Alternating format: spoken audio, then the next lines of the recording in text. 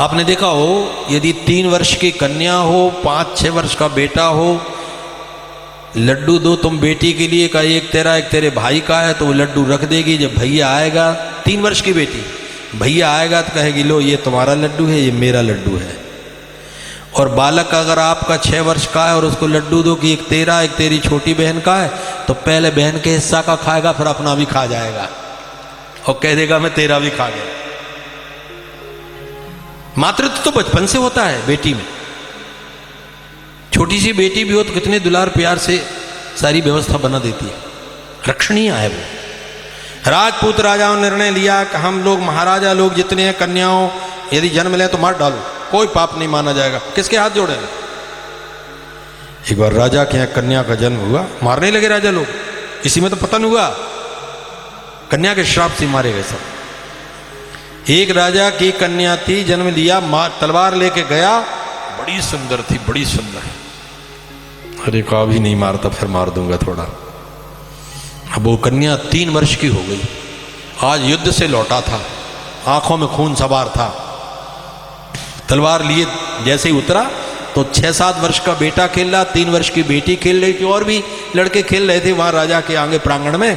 राजा जैसे घोड़े से उतरा, उसने तलवार उठाई, आज क्रोध में हूं, आज मार ही डालू, नहीं धीरे धीरे बड़ी हो जाएगी, विवाह करना पड़ेगा, फिर किसी के हाथ जोड़ना पड़ेगा। लड़की ने जैसे ही देखा तो भागी भागी अंदर गई, माँ को बताया, पिताजी आ गए।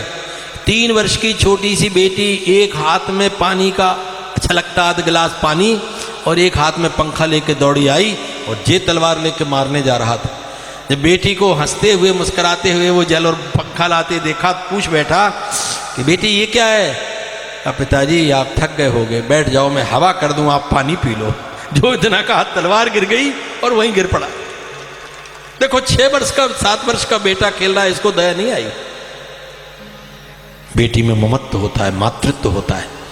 महाराज बेटी से क्या होना है, बेटा से होना है, सो होना है। सुनो ध्यान से, शायद ही कोई ऐसा भाग्यशाली बेटा रहा हो जिस भाग्य ने माँ बाप को कट शब्द ना कहा हो और आंख ना उठाई हो, पर कोई बेटी ने कभी अपने माँ बाप से अपशब्द नहीं कहा होगा। तुम कहते हो कि महाराज वो पार लगाएगा, पिंड करेगा, श्राद्ध करेगा।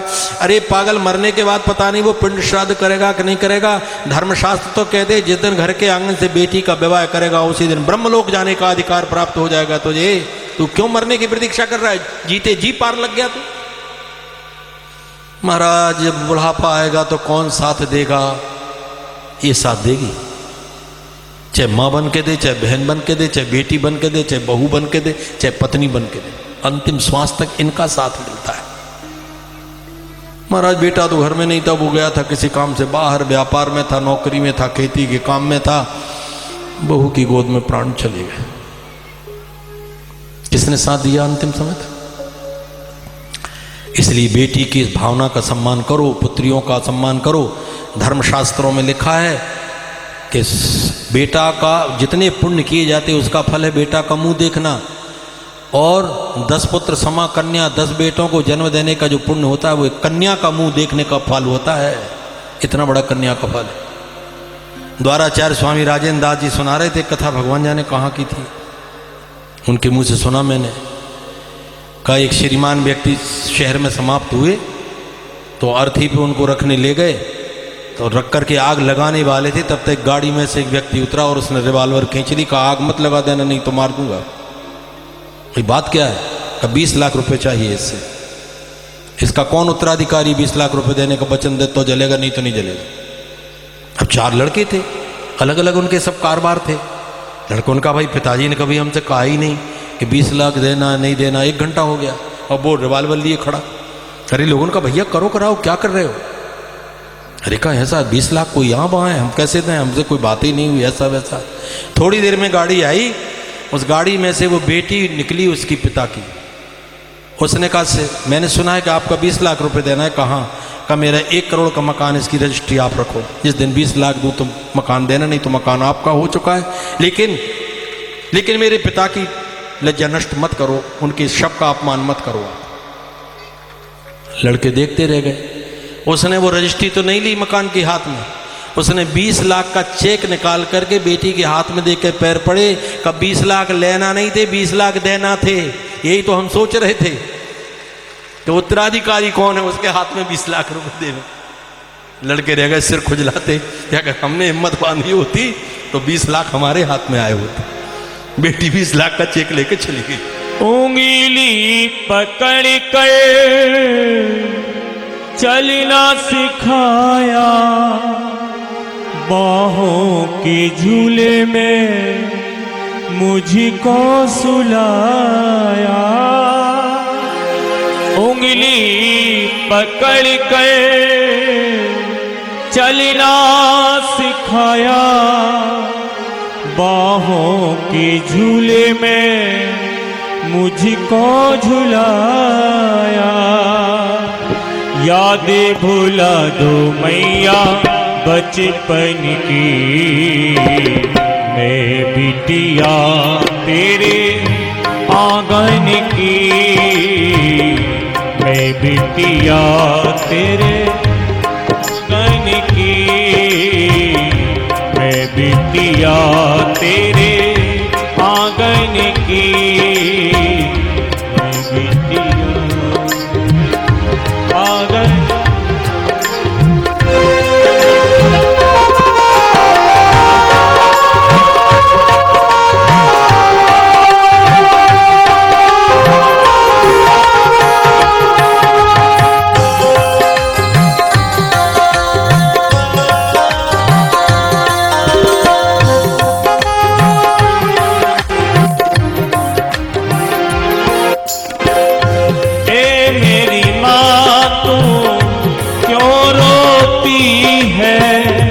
बिटिया पराया धन होती है, ए मेरी माँ तो क्यों रोती है।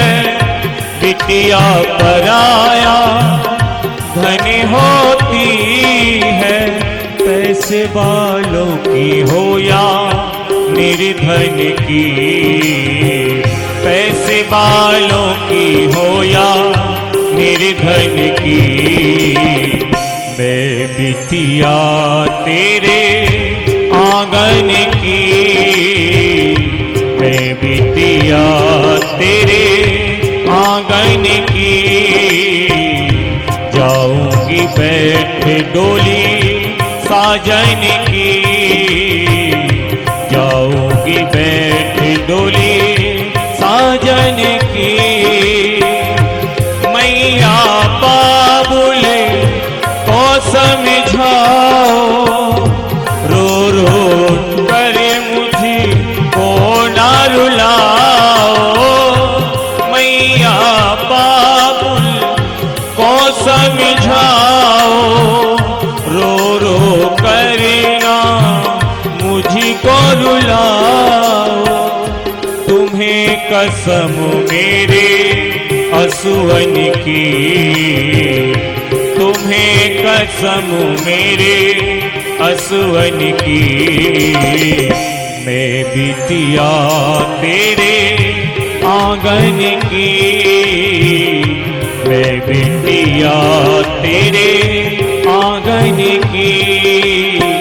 चले हैं कहार मेरी टोली उठा के, कर दो विदा तुम सगुन गीत गा के। चले हैं कहारी मेरी टोली उठा के, कर दो विदा मुझे सगुन गीत गा के। बाट निहारूं मैया सावन की, मैं बाट निहारूं मैया सावन की।